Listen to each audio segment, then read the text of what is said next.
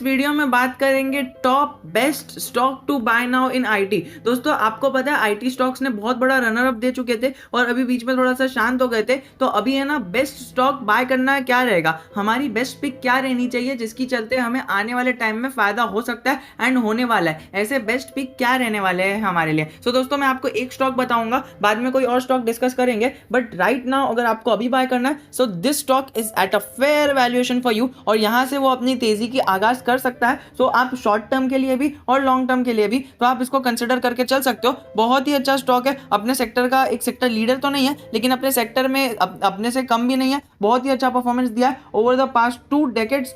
उसके पास एक्सपीरियंस है, वो 2004 में इनकॉर्पोरेट हुआ था और अब 2021 हो गया है, तो 2 डेकेड तो आराम से हो ही चुकी है। ये कौन कौन से सेक्टर में काम करता है वो देख लीजिए। Provide platform provider catering to enterprises, online cloud communication platform provider, OTT, जो नेटफ्लिक्स अमेजॉन प्राइम देखते हैं ना, अभी आपको पता है कितने सारे न्यू निकल रहे हैं। अभी आपको पता है मराठी ओटीटी, गुजराती ओटीटी, ऐसे बहुत सारे ओटीटी प्लेटफॉर्म्स निकल रहे हैं। और ये जो अभी आपको पीवीआर जैसे स्टॉक्स देखने मिल रहे हैं ना, उसके अंदर ठप्पा देखने मिल सकता है। और अभी तो इनका मुझे लगता है कि ये पीवीआर जो भी है और वो सारी चीजें ना अभी थोड़ा थोड़ा कम होते हुए देखने मिलेगी। अभी उनकी जो ओपनिंग है वो महाराष्ट्र के अंदर देखने मिली है और कई सारी फिल्म्स भी लॉन्च होने वाली है। इसके लिए उन स्टॉक्स के अंदर आपको थोड़ा सा स्टार्टिंग में एक अपवर्ड मूवमेंट देखने मिल सकती है। लेकिन मैं आपको कहूँ ना कि ये एक आईटी सॉफ्टवेयर कंपनी है, ओटीटी नहीं है, लेकिन ओटीटी को एक सर्विस प्रोवाइड करती है। ये मोबाइल और नेटवर्क ऑपरेटर के अंदर भी सर्विस प्रोवाइड करती है और इनका जो पोर्टफोलियो है वो मैसेजिंग, वॉइस, ईमेल्स और एसएमएस फिल्टरिंग, एनालिटिक्स,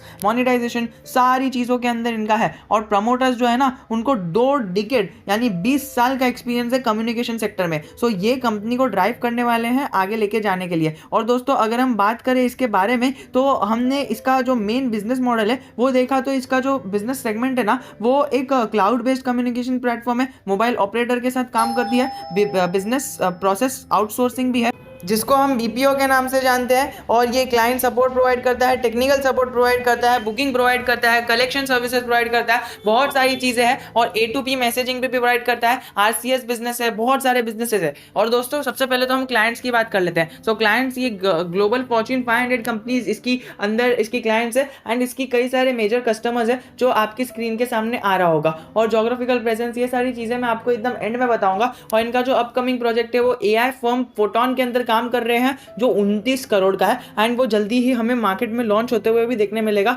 जो एआई के सेक्टर को ही चेंज करके रख देगा। ये बेसिकली एक बहुत ही पॉपुलर सॉफ्टवेयर के ऊपर काम कर रहे हैं, एआई फर्म फोटोन। तो इसके बारे में आप गूगल सर्च करना, आपको पता चल जाएगा, सारी डिटेल्स आ जाएगी। एआई सेक्टर के अंदर बहुत ही ज्यादा इंपॉर्टेंट एक रोल प्ले करने वाला है। वैसे तो एआई सेक्टर अभी ग्रोइंग मोड पे है तो बहुत सारी चीजें उसके अंदर इंपॉर्टेंट रोल प्ले करेगी और उसी में से ये एआई फर्म फोटोन है। तो उसका 29 करोड़ की डील भी इनके पास ही आ चुकी है। तो दोस्तों अभी हम बात करेंगे स्टॉक के प्राइस के बारे में और मैं पूरा सारा एनालिसिस करने से पहले आपको बताऊंगा कि इसके अंदर भी बाइंग की अपॉर्चुनिटी क्यों बन रही है। सबसे पहले मैं आपको बताऊं ना, so from the past 3 months, okay, तो 3 महीने से वो स्टॉक की प्राइस एक ही रेंज पे ट्रेड कर रही है। मतलब 3 महीने पहले वो 2100 पे थी और अभी ये 2000 पे है। मतलब 3 महीने से स्टॉक की प्राइस एक ही रेंज पे ट्रेड कर रही है। और अगर आप थोड़ा सा एकदम इसके अंदर गौर करो तो आपको पता चलेगा कि ये जो 50 डे मूविंग एवरेज से ना पहले लाइन बहुत दूर थी और अभी इसके नीचे चले गई थी, बट अभी 50 डे मूविंग एवरेज को उसने एक शार्प ब्रेकआउट दिया है एंड 50 डे मूविंग एवरेज के आसपास है ना उसने 2 महीना बिताया है। ये जो 2 महीना आपको दिख रहा है ना, मैंने आपको जो बॉक्स बना के बताया,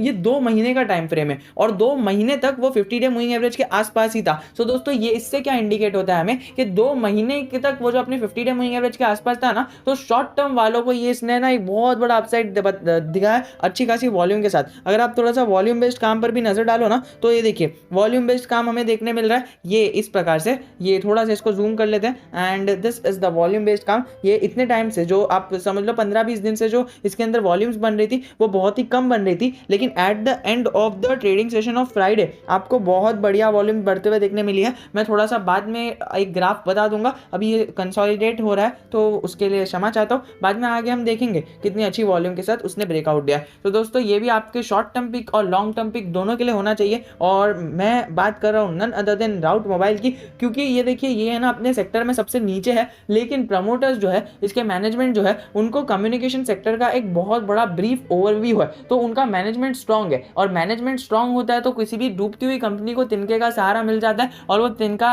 असल में लकड़ा रहता है एंड उससे वो जो कंपनी है उसकी जो भी नैया है वो पार हो जाती है, वो बच जाता है। सो दोस्तों यही कहना चाहूँगा कि कंपनी बहुत अच्छी है। कोफोर जैसी, टाटा एलेक्सी जैसी और ओरेकल जैसी बड़ी बड़ी कंपनीज के अंदर इसका टक्कर है। हैप्पीएस्ट माइंड और राउट मोबाइल, ये दोनों में से कोई भी स्टॉक अगर आपके पोर्टफोलियो में है तो आपको करोड़पति बनने से कोई नहीं रोक सकता है, बिकॉज अभी दोनों ही स्टॉक एकदम ग्रोइंग मोड पे है।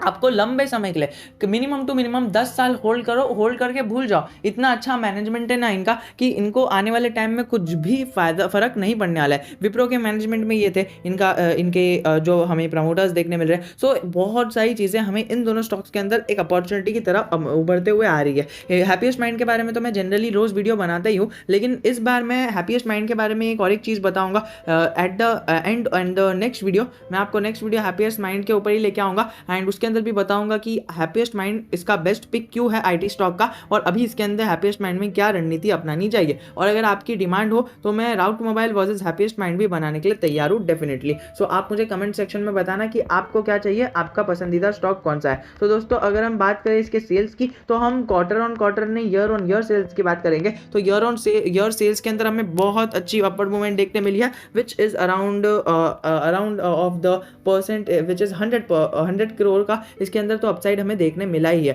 एंड अभी के टाइम में जब इसने कोविड आया तब तो इसने एक अच्छा खासा अपवर्ड मूवमेंट दिखाई दिया, सीधा 500 करोड़ का इसके अंदर एक अपसाइड आ गया। सो दोस्तों ये स्टॉक को इसने ड्राइव किया ऊपर लेके जाने के लिए एंड आपको पता ही है किस प्रकार से स्टॉक के अंदर मूवमेंट हुई है। आपको इसका चार्ट पैटर्न भी आपने देख लिया, मैक्स चार्ट पैटर्न देख लिया, सेल्स ग्रोथ देख लो। तो फिर अगर आप देखोगे तो सेल्स ग्रोथ के अंदर हमें एक अपसाइड देखने मिली है। जब से लिस्ट हुआ है अपने इन्वेस्टर्स को 150% से ज्यादा का प्रॉफिट बना के दे दिया है एंड सेल्स ग्रोथ बहुत बढ़ती हुई दिख रही है एंड प्रॉफिट ग्रोथ भी अच्छी तरह से बढ़ते हुए देखने मिल रही है। सीधा प्रॉफिट ये साल तो है ना डबल हो गया है, जो स्टॉक को ऊपर लेके जाने के लिए काफ़ी है एंड आने वाले टाइम में स्टॉक ऊपर डेफिनेटली जाएगा। और बोरिंग्स हमें देखने की नहीं मिलती है, ना के बराबर देखने मिलती है at the end of March quarter. तो मार्च क्वार्टर के अंदर हमें 84 करोड़ की देखने मिली थी and gradually the borrowings has been decrease by the company and now it is been only 20 crore, जो मुझे लगता है अगले क्वार्टर के अंदर या फिर मार्च 2022 के अंदर ये वाइप ऑफ हो जाएगी। एंड पर्सनली मुझे लगता है कि ये TTM जो आएगा ना अभी